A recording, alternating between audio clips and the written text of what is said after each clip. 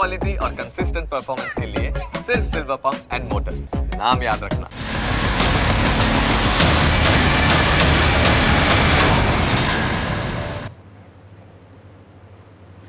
તો સુરતમાં ગઈકાલ રાત્રે કયા પ્રકારની પરિસ્થિતિ સર્જાઈ હતી એ આપણે સૌ કોઈએ જોઈ છે, કારણ કે એ પથ્થરમારો કરવામાં આવ્યો. ગણેશજીના જે પંડાલ હતા તેમાં પથ્થરમારો કરવામાં આવ્યો અને કેટલાય લોકો ત્યાં આગળ એકત્રિત થઈ ગયા હતા. કેટલાય એવા વાહનો કે જેમાં વાહનોમાં આગજંપી કરવામાં આવી, બીજી તરફ જે વાહનો હતા તેમાં તોડફોડ કરવામાં આવી અને ભીડ કાબૂમાં ન રહી અને જે ભીડને શાંત કરવાના પ્રયાસ પણ પોલીસ તંત્ર દ્વારા કરવામાં આવ્યા હતા. અપીલ પણ તેમને સતત કરવામાં આવી હતી કે લોકો પોતપોતાના ઘરે જતા રહે અને શાંતિ જાળવી રાખે, પરંતુ એ શાંતિ ન જળવાઈ અને ભીડ વધતી ગઈ અને તેના કારણે આખરે પોલીસ તંત્ર દ્વારા ટીયર ગેસના સેલ પણ છોડવા પડ્યા હતા.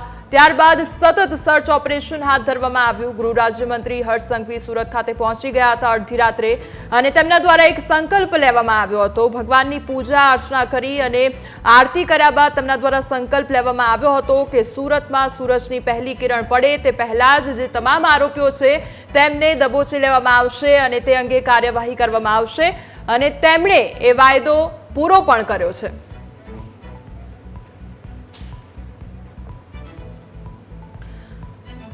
તો આજ મુદ્દે વધુ ચર્ચા કરવા માટે અમારી સાથે સામાજિક કાર્યકર કાજલબેન હિન્દુસ્તાની અમારી સાથે જોડાઈ ગયા છે. સૌથી પહેલા તો કાજલબેન, આપનું ન્યૂઝ કેપિટલમાં સ્વાગત છે. હવે કાજલબેન, સૌથી પહેલા તો હું આપનું રિએક્શન જ જાણવા માંગીશ, કારણ કે ગઈકાલની પરિસ્થિતિ આપણે સૌ કોઈએ જોઈ. ઘણી ભીડ એકત્રિત થઈ, ઘણા એટલા લોકો કે તેમના દ્વારા પથ્થરમારો કરવામાં આવ્યો અને કાર્યવાહી કરવામાં આવી અને ખૂબ સરાહનીય કાર્યવાહી થઈ કે થોડાક જ કલાકોમાં એ કાર્યવાહી થઈ અને તમામ લોકોને ઝડપી પાડવામાં આવ્યા. એટલે સૌથી પહેલા તો આપનું રિએક્શન. કાજલબેન, તમારો અવાજ નથી આવી રહ્યો, તો અનમ્યુટ તમારું માઇક કરશો.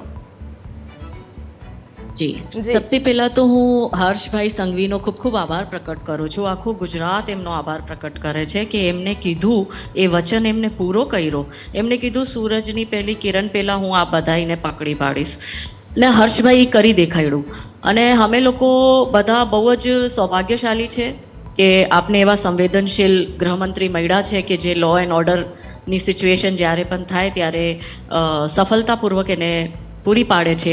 પણ સાથે સાથે હું હર્ષભાઈ સંઘવીએ તો પોતાનું વચન પૂરું કર્યું, પણ મારે સાથે સાથે નિવેદન અને મારી સાથે આખી ગુજરાતની જનતા નિવેદન કરે છે, ઇવન ભારતના ઘણા લોકો મને આવા મેસેજ કરે છે.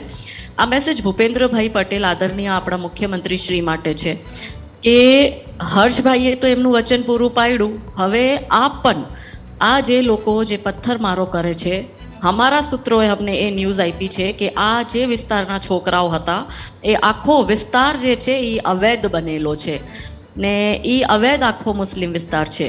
તો આદરણીય ભૂપેન્દ્રભાઈ પટેલથી હવે એ નિવેદન છે કે આપ જે આ પથ્થરબાજો છે, આ સામાજિક તત્વો છે, જે અવૈધ કામ કરે છે, અવૈધ ગતિવિધિ કરે છે, એના બધાયના મકાનો ઉપર બુલડોઝર ફેરવીને સરકારી જમીનને આવા જિહાદીઓના કબજાઓથી મુક્ત કરાવો. બીજી વાત એ કે મને ઘણા લોકો લગતા હોય છે કે જ્યારે ઉત્તર પ્રદેશના મુખ્યમંત્રી અને મધ્યપ્રદેશના મુખ્યમંત્રી કાર્યવાહી કરી શકે તો ગુજરાતના મુખ્યમંત્રી કેમ આવી કાર્યવાહી નથી કરતા.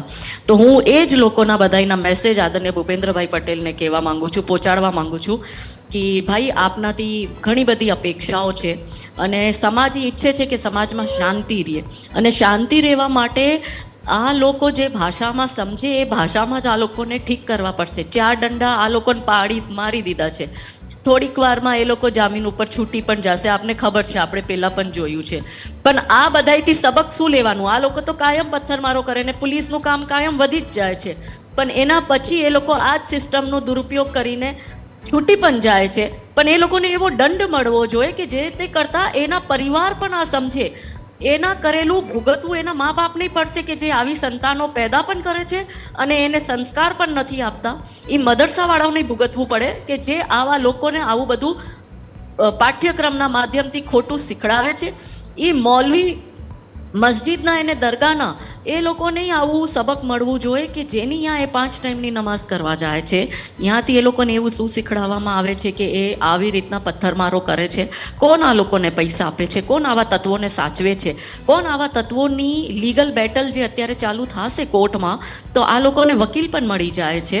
તો કોણ છે એ તત્વો? તો એ લોકોને આઈડેન્ટિફાઈ કરો. આનું આખું એક નેક્સસ કામ કરે છે. એ આઈડેન્ટિફાઈ કરીને એવા લોકોને જો કે એ લોકો કઈ અવૈધ ગતિવિધિમાં ઇન્વોલ્વ છે, એના માટે મેં પહેલાં પણ કીધું છે, એક ટાસ્ક ફોર્સ એવી બનાવો જે સ્પેશિયલ પથ્થરમારા જે કરવાવાળા લોકો છે એની આખી હિસ્ટ્રી શીટ તો કાઢે જ, પણ એની સાથે કેટલા લોકો ડાયરેક્ટલી ને ઇનડાયરેક્ટલી સંકળાયેલા છે એ લોકો ઉપર પણ જ્યાર સુધી સ્ટ્રિક્ટ એક્શન લેવામાં નહીં આવે આ લોકો નહીં સુધરે. આ તો હમણાં વયા જશે, 2 દિવસ અંદર લોકઅપમાં રહેશે, 2 દિવસ એ લોકોને મફતનું જમવાનું જેલમાં મળી જશે. એનાથી એ લોકો શીખે શું કે બીજો મુસ્લિમ છોકરો આ જોએ તો એના મનમાં ડર આવવો જોઈએ કે ભાઈ મારે આવું ન કરાય, ન તો મારા પરિવારને આખાને ભોગવવું પડશે. એટલે કેમ હિન્દુનો છોકરો બેન કોઈ દિવસ પથ્થરમારો નથી કરતો, કોઈ દિવસ પારસી, જૈન, શીખ, બૌદ્ધનો છોકરો નથી કરતો, મુસલમાનનો છોકરો શું કામે કરે છે? એમાં પણ તમે લઘુમતી લખો છો બેન, તમારે લઘુમતી તમારી ચેનલને લખાય જ નહીં, મુસ્લિમ લખાય. લઘુમતીમાં તો કેટલા બધા લઘુમતી છે. તો આવું આ લોકોને આઇસોલેટ જ્યાં સુધી આપણે નહીં કરીએ ત્યાં સુધી આ નહીં સુધરે. એટલે હર્ષભાઈનો ફરીથી અમે ખૂબ ખૂબ અભિનંદન પાઠવીએ છીએ અને ભૂપેન્દ્રભાઈ પટેલથી બંને હાથ જોડીને રિક્વેસ્ટ કરીએ છીએ. જી કાજલબેન, એટલે આનું કારણ શું હોઈ શકે? આપના મતે આપ શું માનો છો કે આ લોકોને ડર નથી સતાવી રહ્યો, કોઈ તે કારણ હોઈ શકે કે પછી આપણે ક્યાંક કાચા પડીએ છીએ સજા ફટકારવા માટે અથવા તો કાર્યવાહી કરવા માટે, એટલા માટે એવી દાખલારૂપ કાર્યવાહી નથી થતી કે જેનાથી એ લોકો ફફડે બીજી વાર આ વસ્તુ કરવા માટે, અને જે લોકો તેમને જોઈ રહ્યા છે તેની પણ ફફડી પડે એ પ્રકારની કાર્યવાહી નથી થતી? શું એ કારણ હોઈ શકે કે પછી એ લોકોને ડર જ નથી કોઈ વાતનો, એ કારણ હોઈ શકે? એ લોકોને ખબર છે કે એ લોકોને ઉપર કંઈ કાર્યવાહી જેવી રીતના યોગીજી કરે છે ઉત્તર પ્રદેશમાં એવી કાર્યવાહી અહીંયા થશે નહીં, એ લોકોને ખબર છે. તમે જો કે ગુજરાતથી 4 ગણું લગભગ 5 ગણું મોટું ઉત્તર પ્રદેશ છે. અહીંયાની સંખ્યા કરતાં 4 થી 5 ગણી સંખ્યા અહીંયાની વધારે છે. અહીંયા કેવું ગુંડારાજ ને કેવું ગુંડા તત્વ હતું, પણ મુખ્યમંત્રીએ ધાર્યું કે મને આ બધાને સુધારવા છે ને ઠેકાણે લાવવા છે. તો આજે તમે જો ઉત્તર પ્રદેશની કન્ડિશન કેવી સારી થઈ ગઈ કે મારી એક ફ્રેન્ડ જે છે એ ત્યાં રહેતી હતી, એ મને કહે કે એવો ગુંડા રાજ હતો કે અમે સાંજે ને રાતે નીકળી નતા શકતા. આજે અમે બિંદાસ રાતે 12 ને 1 વાગે ફરીએ છીએ. ઇવન મારા ઉત્તર પ્રદેશના એટલા પ્રવાસ થયા છે. મુઝફ્ફરનગર જે આટલું સેન્સિટિવ છે, હું મુઝફ્ફરનગરનો પ્રવાસ કરીને આવી છું, બિલકુલ બી ડર નહીં, આપણે બિંદાસ મુઝફ્ફરનગરમાં ફરી શકીએ એવું મુખ્યમંત્રીની ઈચ્છા શક્તિ હતી, એટલે આવું કામ થયું. તો હવે જનતાની સહનશીલતાની તમામ જે હદો છે એ હવે પાર થાય છે. હવે સહન ગુજરાતની જનતા નહીં કરે. મુખ્યમંત્રી સાહેબશ્રીને સમજવું પડશે, જનતાના સેન્ટિમેન્ટ્સ બી એને સમજવા પડશે. અને મુખ્યમંત્રીજીને અમારે વિશેષ નિવેદન છે કે જ્યારે ભાજપની સરકાર ઉત્તર પ્રદેશમાં છે, મધ્યપ્રદેશમાં છે, અસમમાં છે, 3 સ્ટેટમાં ભાજપની સરકાર બહુ સારી રીતે આવા જિહાદી તત્વોને કંટ્રોલ કરી શકે છે, તો ગુજરાતમાં પણ ભાજપની સરકાર છે. અને ભૂપેન્દ્રભાઈ પટેલ સંવેદનશીલ મુખ્યમંત્રી છે. આપણા સૌભાગ્ય છે કે આપણે આવા સંવેદનશીલ મુખ્યમંત્રી મળ્યા છે. તો ભૂપેન્દ્રભાઈ પટેલને પણ એવું એક્શન લેવાનું શરૂ કરવું પડશે ને આ લોકો ઉપર બુલડોઝર કાર્યવાહી જ્યાં જ્યાં અવૈધ અતિક્રમણો છે આ લોકોના એ પાડવા જ પડશે ને એ લોકોની આખી હિસ્ટ્રી શીટ કાઢવી પડશે. એ લોકો સાથે કેટલા લોકો સંકળાયેલા છે, એ મસ્જિદ, એ મદરસા, એ બધાને ટાર્ગેટ જ્યાં સુધી નહીં કરીએ આ લોકો નહીં જ સુધરે. એ ડર હોવો બહુ જરૂરી છે, જે અત્યારે હાલની સરકાર માટે કદાચ એ લોકો એમ વિચારે છે કે અમારું શું કરી લેશે, એટલે કદાચ આ જિહાદી તત્વોનું આટલું વધી ગયું છે. 2 દી પહેલાં કચ્છમાં એ લોકોએ પથ્થરમારો કર્યો, બરોડામાં થોડાક દિવસ પહેલાં આપણે જોયું કે શિવજીની અને ગણપતિજીની યાત્રા જતી હતી એમાં પણ પથ્થરમારો થયો. તો વલસાડમાં પણ કન્ટિન્યુ કંઈક ના કંઈક, ભરૂચમાં કંઈક ના કંઈક નાનું નાનું ચાલતું રહેતું હોય છે. તો આ લોકોને કંટ્રોલ કરવા માટે સ્ટ્રિક્ટ એક્શન નહીં લઈએ ત્યાં સુધી તો મને નથી લાગતું આ લોકો કંટ્રોલ થશે.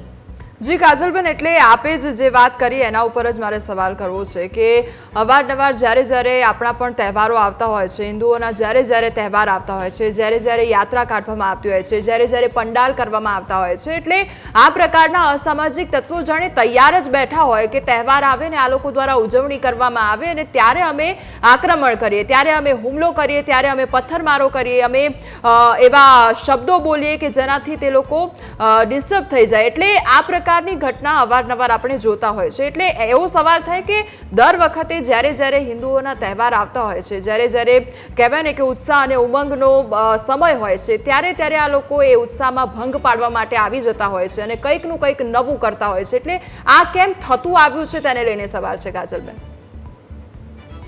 બેન આપને અત્યારે વિડીયોમાં બી દેખાડ્યું ગણપતિ દાદાની મૂર્તિ જે આપણે સ્થાપના કરીને બેસાડી છે એ સ્થાપિત મૂર્તિને આ લોકોએ પથ્થર મારીને ખંડિત કરી લીધી. હવે કેટલાઓની લાગણી ડૂબી હોય. આપણે જાણીએ છીએ કે આપણે ક્યારે પણ હિન્દુ ધર્મમાં લખેલું છે કે આપણે ખંડિત મૂર્તિ નથી બેસાડી શકતા. પછી કોઈ પણ માટીની હોય કે કોઈ પણ મેટલની હોય આપણે નથી રાખતા ખંડિત મૂર્તિ. હવે જો આ સ્થાપના કરેલી ગણપતિ તેડા હશે, મને નથી ખબર, કદાચ 5 દી માટે તેડા હોય કે 11 દિવસ માટે તેડા હોય, કેવી રીતના આપણે હવે આ ખંડિત મૂર્તિ બેસાડી રાખશો? આપણો સંકલ્પ હોય આપણે 5 દિવસ 11 દિવસના બેસાડ્યા હોય, કેટલા લોકોની લાગણીઓ ડૂબાતી હોય છે.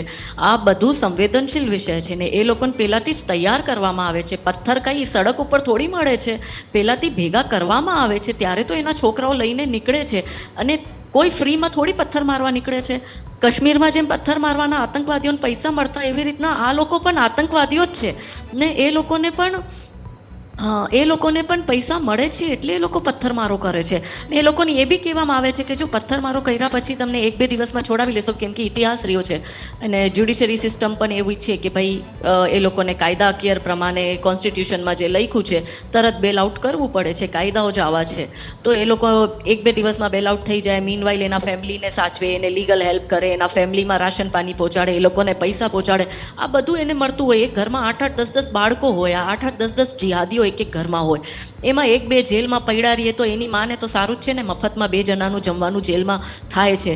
અને બારે એ લોકોનો જે સમાજ છે એ સમાજ એ લોકોને લીગલ હેલ્પ બી દે છે ને ફાઇનાન્શિયલ હેલ્પ બી દે છે. તો એ બધા જે મુસ્લિમ સ્કોલર, જે ગુજરાતના સો કોલ્ડ મુસ્લિમ સ્કોલર છે, કા જે પોતાને બહુ બુદ્ધિજીવી સમજે છે, અથવા એ જે મોટા મોટા મૌલવી છે મદરસાના, મસ્જિદના, એ લોકો કેમ અનાઉન્સમેન્ટ નથી કરતા કે હિન્દુઓનો તહેવાર આવે છે, તમે એમાં કાંઈ પણ ચમકલું કરતા નહીં, કોઈ પથ્થરબાજી કરતા નહીં, કોઈ બી રીતના આપણે હિન્દુઓને હેરાન નથી કરવા, આપણે એ લોકો સાથે ભાઈચારાથી રહેવું છે. એવું ખાલી ટીવીમાં બોલવા પૂરતું ભાઈચારાની વાત કરે છે. આ તમને બેન ભાઈચારો દેખાય છે? ગુજરાતની જનતાને કહું છું, જો આ ભાઈચારો હોય છે, આપણે તો કોઈ દિવસ મોહરમના જુલુસ ઉપર કા એ લોકોના બકરી ઈદ હોય એમાં આપણે તો કોઈ દિવસ કંઈ પથ્થરમારો નથી કરતા કે એ લોકોને હેરાન નથી કરતા, કેમ કે આપણું સંસ્કાર આવું છે જ નહીં, આપણી સંસ્કૃતિ આવી છે જ નહીં. આપણા મા બાપે એમને એટલી સારી રીતે ઉછળ્યા છે. અને અમારા શંકરાચાર્યજી, અમારા મહામંડલેશ્વરજી, અમારા પંડિત, અમારા બધા જ જેટલા ધાર્મિક ગુરુઓ છે, અમારા કથાવાચકો છે, એ અમને શાંતિની શિક્ષા આપે. જબકી આ લોકોમાં શું શિક્ષા આપે છે? આ બધું પ્રોબ્લેમ જ શિક્ષાથી ચાલુ થાય છે. શિક્ષા એ દે છે કે તમે કાફીરો સાથે ન રહી શકો, જે નોન બિલીવર્સ છે એને તમે મારો, તેને તમે કન્વર્ટ કરો, ને એને કરવા માટે તમારે જે પણ ખોટું કરવું પડે તો પણ તમે કરો. ઉપર તમને તમારા જેને તમે માનો છો એના સામે તમારું આ બધું જાયઝ કહેલાશે ને આને બધાને જિહાદમાં કાઉન્ટ કરશે. અને જિહાદ મતલબ એ છે કે ભગવાન અને એના જે ભગવાન છે એને કરવા માટે જે પણ આપણે કરી શકીએ એની સત્તા પાવવા માટે ને આખા વિશ્વમાં એની હુકુમત કરવા માટે તમારે જે પણ કરવું છે ગેર ઇસ્લામિક લોકો સાથે એ તમે કરી શકો છો. એવું આખું એ લોકોમાં લખેલું છે બેન.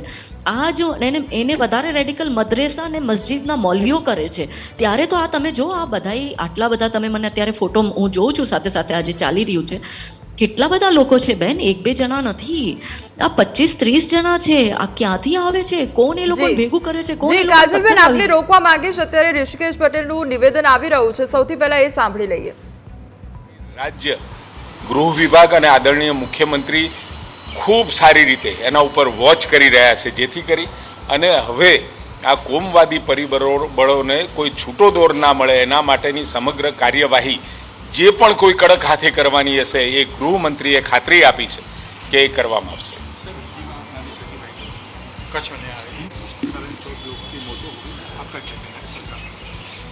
सरकार के पास इस प्रकार का संज्ञान आया तब पहले ही कच्छ से आरआरटी की टीम वहां पर.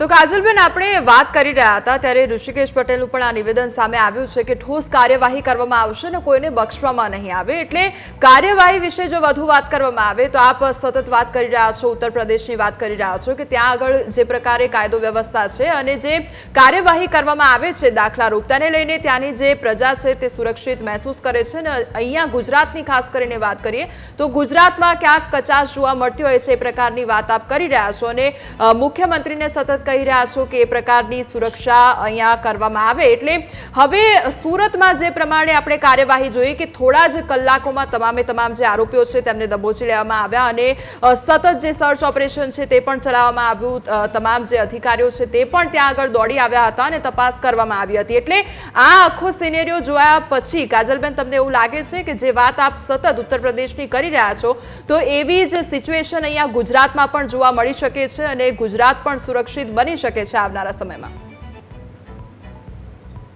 ઝીરો ટોલરન્સની નીતિ જે છે એ યોગીજીએ અપનાવી છે ઉત્તર પ્રદેશમાં.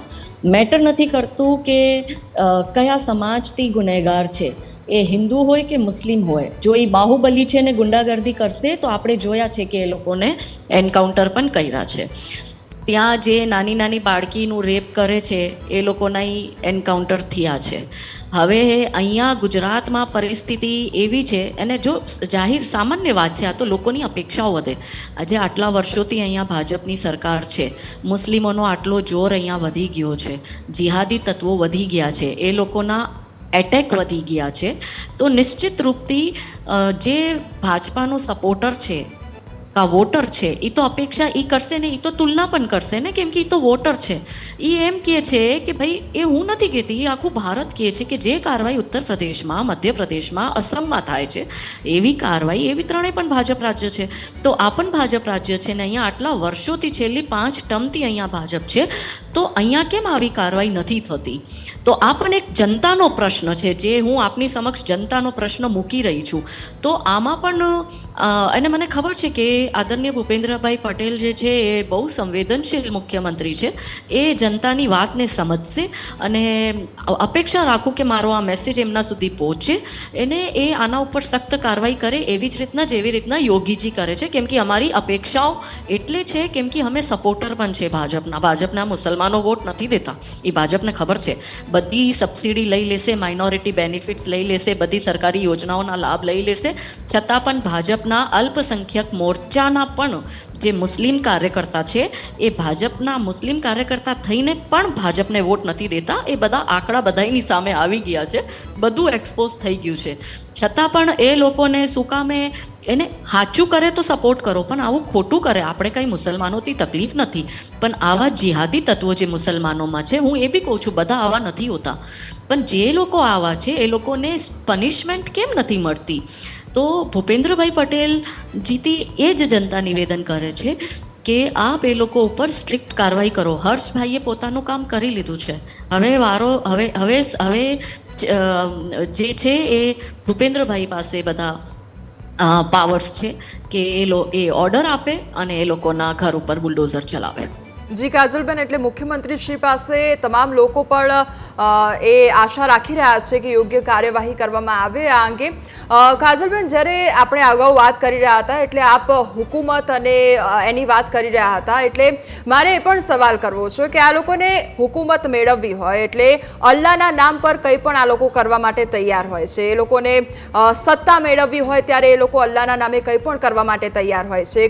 ત્યારે કોઈ પણ એવી ખરાબ વસ્તુ કરી લે તો એ એમના માટે સારી જ હોય છે, કારણ કે એ કહેવાય ને કે ઉપર વાલે કા હાથ હે. પણ અહીંયા મારે એ જ સમજવું છે કે આ ઉપરવાળાનો હાથ શું હોય છે અને અલ્લાહના નામે આ લોકો દર વખતે કંઈકનું કંઈક કરી બેસતા હોય છે અને પછી માત્ર એ લોકોના ભગવાનનું નામ દઈ દેતા હોય છે કે એના માટે અમે કર્યું છે. એટલે આ બધું શું હોય છે?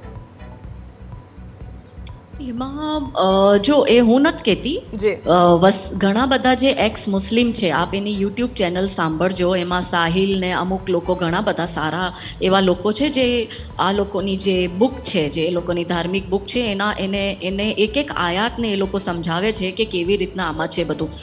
26 આયાત તો એવી છે કે જેને લઈને વસીમ રિઝવી જેને બુક લખી હતી, હવે એને ધર્મ પરિવર્તન કરીને ઘર વાપસી કરીને જીતેન્દ્ર ત્યાગી બની ગયા છે. અત્યારે એમને બંગાળ ફાઇલ્સ ઉપર ફિલ્મ પણ બનાવી છે.